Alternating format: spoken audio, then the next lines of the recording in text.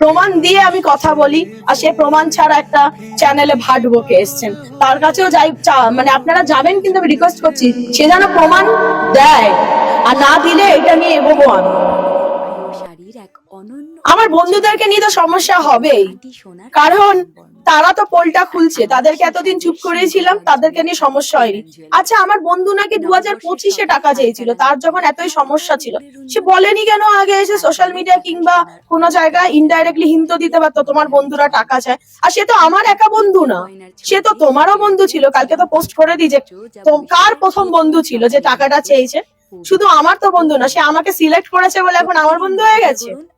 আর যে ছেলেটাকে গরিব ছেলে বলা হচ্ছে, গরিব, সিরিয়াসলি তার অবদানটা ভুলে যাচ্ছেন আপনি? ফ্যান ক্লাব কে চালাতো? এই অন্তরাদে। আর যে গরিব ছেলেটাকে বলেছিলেন তারা খুলেছিল।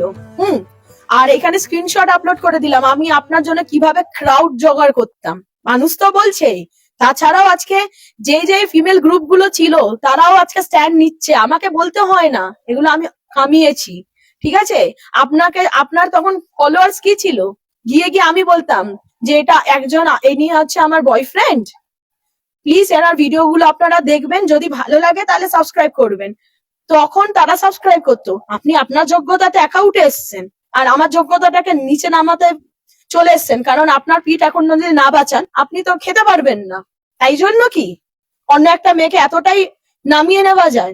গরিব ছেলে, সে গরিব, আর সে গরিব হলেও সে তো আপনার জন্য বিনা পয়সায় খেটেছে। বিনা পয়সা চাকর বানাতে তো আপনি ভালোই পারেন, তারপর কাউকে যদি 1 পয়সা দেন সেটা এসে আবার চ্যানেলে বলতে হচ্ছে, খবরের চ্যানেলে। সিরিয়াসলি